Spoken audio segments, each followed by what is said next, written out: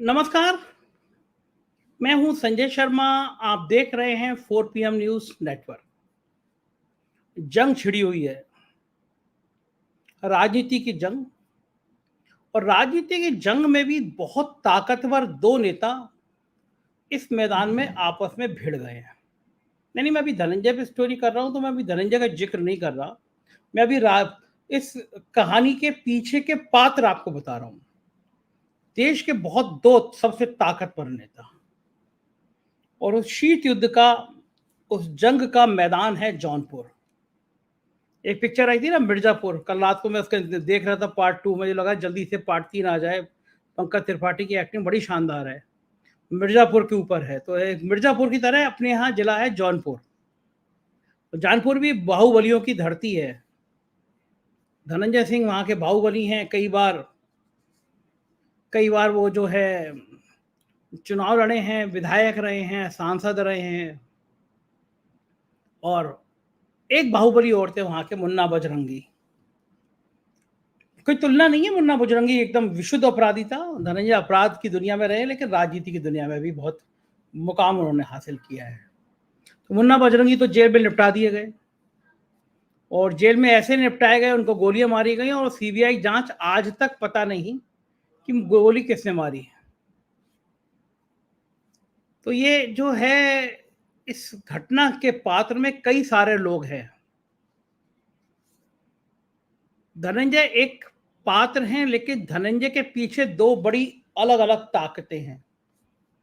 एक बड़ी ताकत का नाम है अमित शाह, और एक बड़ी ताकत का नाम है योगी आदित्यनाथ।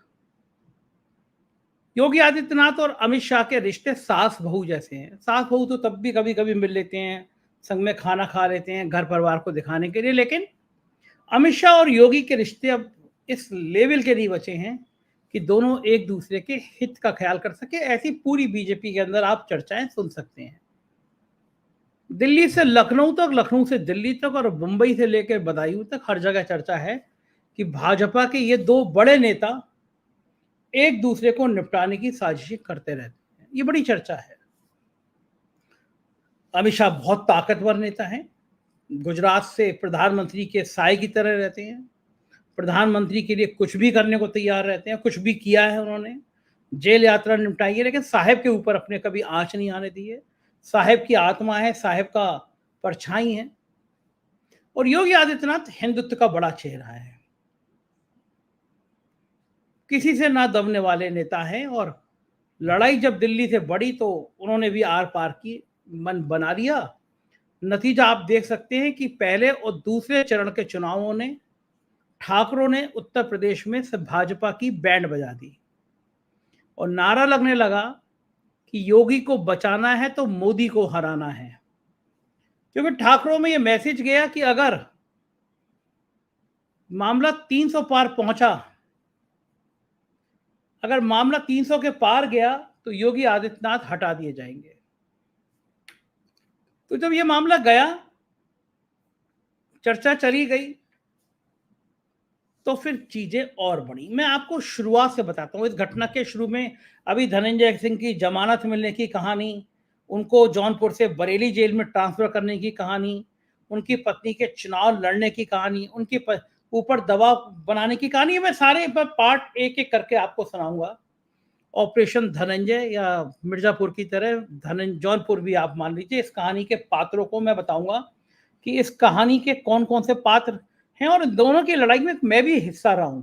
मैं वो भी बताऊंगा कि मैं अमित शाह और योगी आदित्यनाथ के लड़ाई के बीच में मेरी एंट्री कैसे होती है, और मैंने कैसे महसूस किया। सारे किस्से मैं आपको बताऊंगा। चलिए मैं वहीं से शुरुआत करता हूं। यूपी की विधानसभा का चुनाव चल रहा था।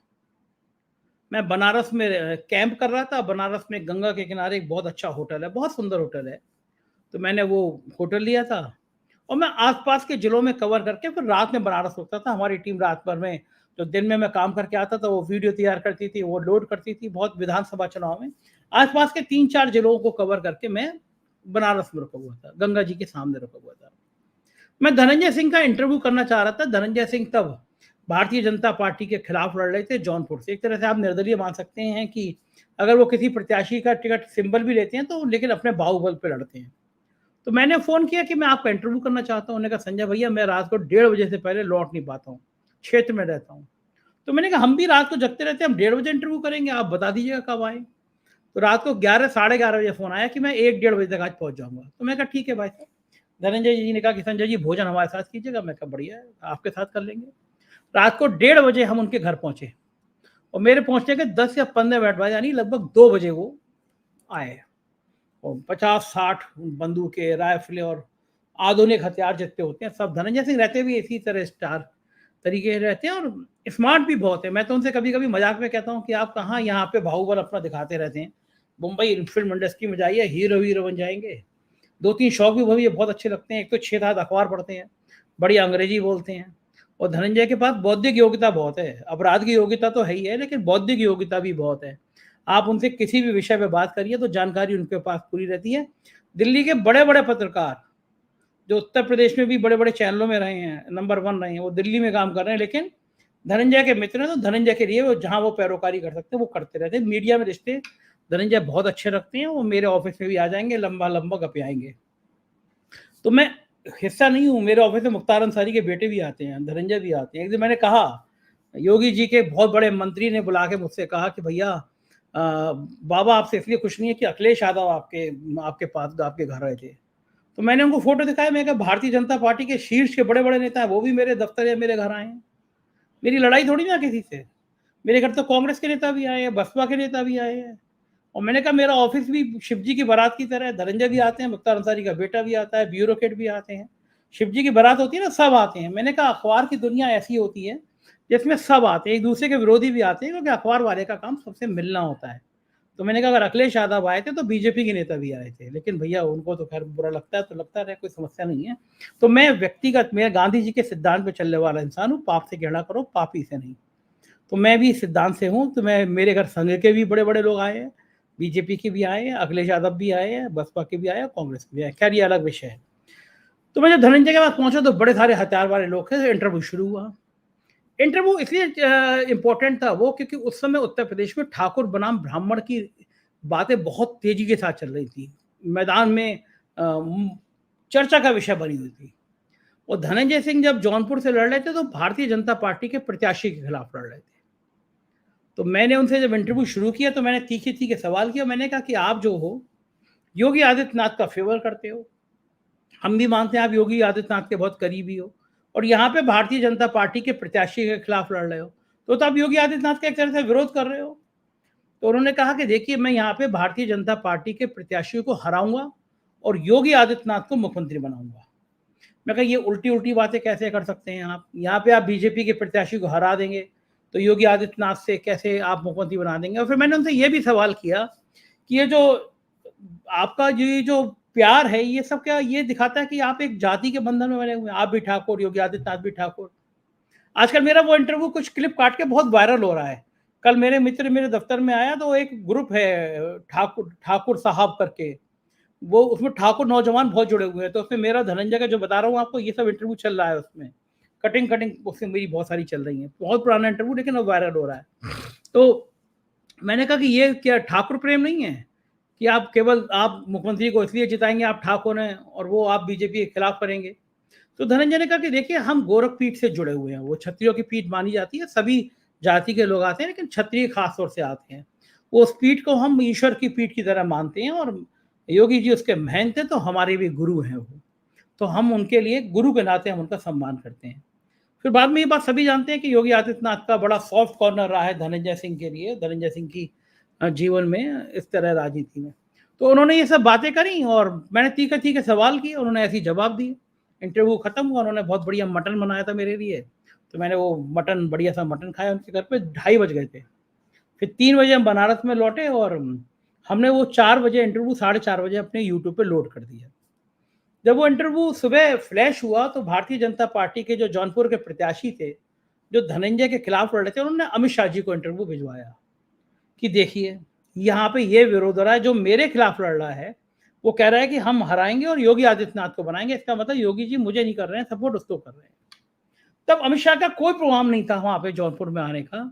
अमित शाह ने 48 घंटे के अंदर जौनपुर में प्रोग्राम बनाया। और मंच से कहा कि यहाँ पे जो बचे खुचे माफिया हैं उनको मैं निपटा दूंगा। मतलब कि इशारा धनंजय सिंह की तरफ था। तो ये घटना का पार्ट 1 हो गया। उसके बाद जल जीवन मिशन में एक कोई ठेकेदार था, उसको किडनैपिंग को लेकर बवाल हुआ, हंगामा हुआ और कंपनी के प्रेशर आया। उस पे धनंजय के खिलाफ एफआईआर हुई, धनंजय जेल गए उसमें चुनाव के बीच बाद में। खैर वो जमानत में नहीं, जिसने एफआईआर लिखाई थी उसने भी कोर्ट में एफिडेविट दे दिया कि साहब मुझे कुछ गलतफहमी हुई थी, मुझे प्रेशर था धनंजय के खिलाफ लड़ने का, मैं अपना शपथ पर दे रहा हूँ, मुझे इस मुकदमे में कुछ नहीं करना। इस बीच में राजनीति तेज हो गई। धनंजय सिंह जौनपुर लोकसभा चुनाव से लड़ना चाहते थे, नीतीश के कैंप में गए, नीतीश के यहाँ जनरल सेक्रेटरी बन गए, लल्लन सिंह उन्होंने सेट कर लिया। और ये माना जा रहा था कि जौनपुर में तब नीतीश कुमार इंडिया गठबंधन में थे, तब ये तय माना जा रहा था कि धनंजय जो है वो नीतीश कुमार को पटा के इंडिया गठबंधन का टिकट ले लेंगे जौनपुर से। लेकिन बाद में नीतीश मोदी जी की तरफ चले गए। तब भी धनंजय ने कोशिश करी कि जौनपुर सीट छोड़ दे भाजपा सहयोगी दल को, लेकिन नीतीश बाबू को उत्तर प्रदेश में सीट मिली नहीं थी, नहीं मिली। उसके बाद धनंजय कोशिश करने लगे कि समाजवादी पार्टी से उनका कुछ पैचअप हो जाए, लेकिन वहां भी मामला पटा नहीं, क्योंकि बाबू सिंह कुशवाहा ने अपनी पूरी पार्टी विलय करने की तैयारी कर रखी थी और वहां से जौनपुर से चुनाव लड़ना चाहते थे। जब ये पता चला कि धनंजय चुनाव लड़ने के मूड में, तो और बेचैनी हुई। लेकिन भारतीय जनता पार्टी ने एक ऐसे विवादास्पद आदमी को टिकट दे दिया जिसके ऊपर मनी लॉन्ड्रिंग के आरोप थे, अरबपति खरबपति आदमी है, कृपा शंकर सिंह, बंबई में रहते हैं। बंबई में वो इतने धंधे चलाते हैं कि जिनको लेके भाजपा उनके ऊपर काफी बड़े बड़े आरोप लगाती रही थी। शायद ही कोई गलत धंधा होगा जिसमें कृपा शंकर का नाम कभी कभी ना आया हो। मधु कोड़ा से रिश्ते को लेकर इनकम टैक्स, ईडी वीडी, पता नहीं कितनी तरह की जांचें कृपा शंकर के खिलाफ हुई। लेकिन भारतीय जनता पार्टी की एक वॉशिंग मशीन है, उनके पास एक वॉशिंग मशीन है, उसमें हत्यारा हो, उसमें बलात्कारी हो, उसमें ड्रग्स का काम करने वाला कोई भी हो, वो वॉशिंग मशीन में डाल दिया जाता है। वो वॉशिंग मशीन ऐसे मंत्रों से अभिभूत है कि उसके जितने बुरे क्षण होते हैं जिंदगी से वो निकाल लेती है। मतलब सारे बुरे बुरे, कभी इधर से ड्रग्स अगर काम करता है ड्रग्स निकाल लेगी, इधर से वो मनी लॉन्ड्रिंग करता है मनी लॉन्ड्रिंग करा लेगी, इधर से भ्रष्टाचार किया है वो निकाल लेगी। तो वो वॉशिंग मशीन सब खींच लेती है और जब वो बाहर निकलता है तो आदमी एकदम साफ सुथरा संत होता है वो। और उस संत को भारतीय जनता पार्टी अपने यहाँ टिकट दे देती है, शामिल करा लेती है। तो कृपा शंकर सिंह जब तक भारतीय जनता पार्टी की वॉशिंग मशीन में नहीं गए थे, तब तक वो बहुत बड़े कुकर्मी थे, उनपे ईडी थी, उनपे इनकम टैक्स, तरह तरह की जांचें थी। लेकिन वॉशिंग मशीन में गए, साफ हो गए, प्रधानमंत्री जी को बढ़िया बड़ा फूल दिए और फिर बीजेपी का टिकट ले आए। धनंजय सिंह को झटका लगा, धनंजय सिंह ने भी तैयारी कर दी, ऐलान कर दिया कि मैं भी यहाँ से जौनपुर से चुनाव लड़ूंगा। जौनपुर से उन्होंने अपनी पत्नी को जिला पंचायत अध्यक्ष बनवा दिया था। धनंजय सिंह का जलवा रहता है वहां पे। अब उसके बाद में जब धनंजय सिंह ने ये ऐलान कर दिया, ये धनंजय सिंह का फोटो देख रहे हैं आप, इस फोटो को दिखाने की कोशिश करूंगा, टीम मेरी एडजस्ट करेगी इसको। हाँ, तो फिर ये जो धनंजय सिंह के आप देख रहे हैं कि इन्होंने ऐलान कर दिया कि भाई हम भी चुनाव लड़ेंगे यहाँ से। अब जो धनंजय सिंह का स्टारडम तो है ही है कि जब ऐलान कर दिया कि हम चुनाव लड़ेंगे तो वहां खड़गम मच गया। ठाकुरों में बहुत लोकप्रिय है धनंजय सिंह, और भारतीय जनता पार्टी समझ गई कि अब अगर धनंजय सिंह यहाँ से चुनाव लड़े तो कृपा शंकर सिंह का हारना तय है। अब करे क्या? धनंजय सिंह से कहा गया, समझाया गया कि भाई चुनाव मत लड़ो, तुम बीजेपी को लड़ा दो। तो धनंजय सिंह ने कहा कि हम अपनी राजनीतिक हत्या होते हुए देख लें, ये जौनपुर हमारा है, कृपा शंकर सिंह का मतलब नहीं बंबई से ला के आप यहाँ पे हमको टिकट दे दिए इनको, हम क्या करें, हमें राजनीति नहीं करनी है, हमें भी करनी है। इस बीच में राज्यसभा का जो चुनाव हो रहा था, तो धनंजय सिंह के सबसे बड़े दुश्मन हैं मुख्तार अंसारी के बाद में अभय सिंह, फैजाबाद से समाजवादी पार्टी के विधायक हैं। दोनों एक दूसरे के कट्टर दुश्मन हैं, एक दूसरे को निपटाने के, मारने की, ये कोई जिसका मौका मिले वो दूसरे को निपटा दे। अभय सिंह की इनकी दुश्मनी चल रही थी, ये योगी आदित्यनाथ के करीबी माने थे। तो अभय सिंह को ब्रजेश पाठक ने ले जाके सीधा दिल्ली में अमित शाह से मिलवा दिया। अमित शाह को धनंजय सिंह के मुकाबले निपटाने के लिए एक बड़ा बाहुबली चाहिए था, तो अभय सिंह अगर मिल गए तो अभय सिंह से बड़ा कौन मिलता उनको कि अभय सिंह मिल गया है तो निपटा दो। तो अमित शाह ने अभय सिंह के ऊपर हाथ रखा और बदले में अभय सिंह ने राज्यसभा में भारतीय जनता पार्टी को मदद कर दी और वोट दे दिया। अब कल परसों में अभय सिंह के माता जी और पिताजी और मतलब परिवार के लोग, ब्रजेश पाठक ने बीजेपी ज्वाइन करा दी। तो एक तो कृपा शंकर से उनको टिकट दे दिया गया, धनंजय सिंह की राजनीति को समाप्त कर दिया गया। ऊपर से उनके दुश्मन अभय सिंह को अमित शाह के इशारे पे पार्टी में एक तरह का इनडायरेक्टली लिए, डायरेक्टली नहीं क्योंकि वो विधायक हैं, उनकी विधायकी चली जाएगी, इनडायरेक्टली उनको टिकट दे दिया गया और उनको फिर सिक्योरिटी दे दी गई, वाई प्लस या वाई ऐसी कोई वीआईपी सिक्योरिटी दे दी अभय सिंह को। अब अभय सिंह इतने बड़े कमांडो मांडो के संग चलने लगे। अब धनंजय सिंह के दिल पे बिल्कुल सांप लौट गया कि मैं तो योगी आदित्यनाथ जी की आराधना में पूजा करने में रह गया और मेरा दुश्मन जो है वो इतनी सिक्योरिटी ले आया और दूसरे दुश्मन कृपा शंकर ने को ला के दे दिया, मेरा क्या होगा। तो धनंजय सिंह ने भी ताल ठोक दी कि हम भी लड़ेंगे वहां से। अब भारतीय जनता पार्टी की हालत जौनपुर में बहुत पतली रहती है, कभी जमाना जब्त होती है, कभी 5वें नंबर पर रहती है। अब बीजेपी को लगा कि अगर अगर किसी तरह धनंजय सिंह लड़ गए तो बीजेपी की जमानत जब्त ना हो जाए या तीसरे नंबर पर ना पहुंच जाए। समझाया गया, नहीं माने तो फिर अचानक एक दिन अदालत में, जिस मुकदमे में आदमी एफआईआर लिखाने वाला एफिडेविट दे चुका था कि भाई मुझे कुछ नहीं करना है इसमें, अचानक उस मामले में 7 साल की सजा सुना दी गई। और धनंजय भी हैरान और बाकी लोग भी हैरान कि ये कैसा मामला जो अचानक मेरे चुनाव लड़ने की घोषणा के बाद 7 साल की सजा सुना दी गई।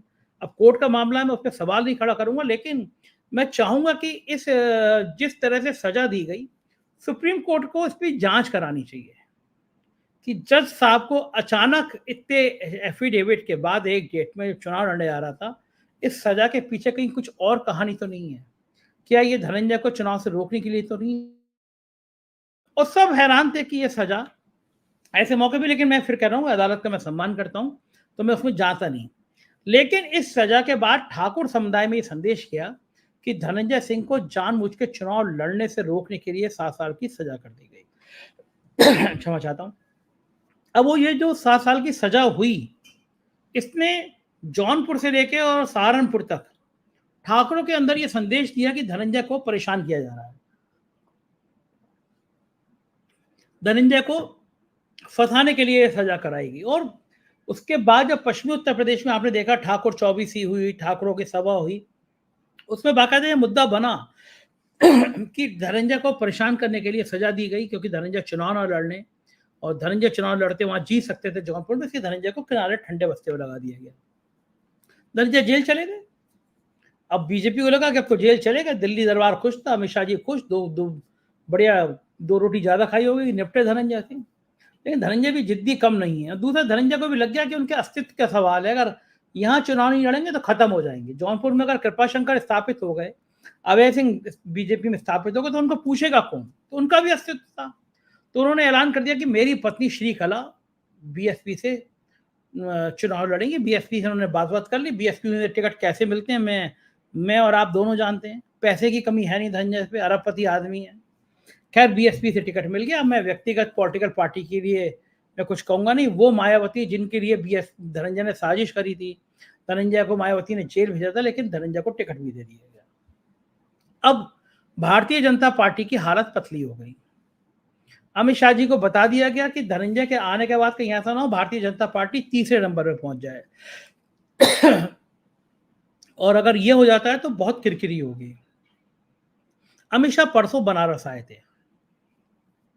बनारस में भारतीय जनता पार्टी के नेताओं ने कहा कि जौनपुर जेल में हैं धनंजय सिंह, ये मैसेज है कि योगी आदित्यनाथ के करीबी हैं, तो धनंजय जौनपुर जेल से अपना साम्राज्य चला रहे हैं, अपनी पत्नी के चुनाव संचालन में कर रहे हैं। अब धनंजय को लेकर अमित शाह तमतमा गए। लोग बताते हैं कि अमित शाह और योगी आदित्यनाथ के बीच संवादहीनता है, बातचीत नहीं करते दोनों नेता। तो जो मेरे बीजेपी के सूत्र बता रहे हैं कि अमित शाह ने इसकी शिकायत प्रधानमंत्री कार्यालय में करी है। वहां से योगी आदित्यनाथ को कहा गया ये तो बड़ा खराब बात है, एक सीट का सवाल है, और धनंजय सिंह क्यों दो जौनपुर जेल में है। तो आज सुबह धनंजय को जौनपुर से बरेली ट्रांसफर कर दिया गया और फिर योगी आदित्यनाथ से कहा गया कि आप ही मैनेज करा सकते हैं, धनंजय से कहिए कि वो अपनी पत्नी को चुनाव ना लड़ाएं, समझाइए उनको, अगर चुनाव लड़ा तो उनकी जिला पंचायत अध्यक्षी खत्म कर दीजिए, जांच करा दीजिए, दोबारा धनंजय को जेल से निकले बंद कर दीजिए, जो भी करना हो, लेकिन धनंजय चुनाव ना लड़े। अब धनंजय को बरेली जेल भेजने का फैसला करना पड़ा क्योंकि दिल्ली बहुत नाराज हो गया। पीएमओ से कहा गया कि हटाइए इनको जौनपुर जेल से। उनको बरेली भिजवाया गया और मैसेज कराया गया कि भाई दिल्ली नहीं चाहती आप चुनाव लड़ो, तो हम आपके मुकदमे खत्म कराने में मदद कर सकते हैं, लेकिन सिक्योरिटी भी आपको दिलवा सकते हैं, लेकिन आप चुनाव मत लड़िए। अब वो धनंजय इस बात को मानेंगे या नहीं मानेंगे ये मैं नहीं कह सकता। फिलहाल उनको मैसेज है, ये डील है कि भाई आप चुनाव मत लड़ो, हम आपको मुकदमे खत्म करा के जो मदद होगी वो मदद करा देंगे। धनंजय की तकदीर एक बार फिर पलटी और आज उनको इलाहाबाद हाईकोर्ट ने जमानत दे दी। हालांकि उनकी जो सजा है उस पर स्टे नहीं मिला, मतलब वो चुनाव नहीं लड़ सकते, लेकिन जमानत मिल गई। तकदीर देखिए कि आज ही हाई कोर्ट ने जमानत दी और आज ही वो बरेली जेल ट्रांसफर हुए। उनकी पत्नी ने एक भावुक, श्रीकला जो चुनाव लड़ रही है बीएसपी से, उन्होंने एक भावुक अपील करते हुए कहा कि जौनपुर के लोगों से अपील है कि लड़ाई आपके बेटे और मेरे सुहाग की है, मेरे मंगलसूत्र की है, अपना समर्थन मेरी झोली में डालिए। मैं एक बार वीडियो दिखाता हूँ उनकी पत्नी का, श्रीकला का। किसी एक जाति या धर्म की नहीं है, ये लड़ाई होगी अपने बहू के सिंदूर और मंगलसूत्र को बचाने की, आपके अपने बेटे के जान को बचाने की, जौनपुर का सम्मान को बचाने की। आप सबके सामने में अपना आंचल फैलाकर हूँ कि अपना प्यार, आशीर्वाद और साथ मेरी झोली में डाल दीजिए, ताकि संकट की इस घड़ी में मुझे ताकत मिल सकते और मैं आपके बेटे और अपने सुहाग की रक्षा कर सकती हूँ।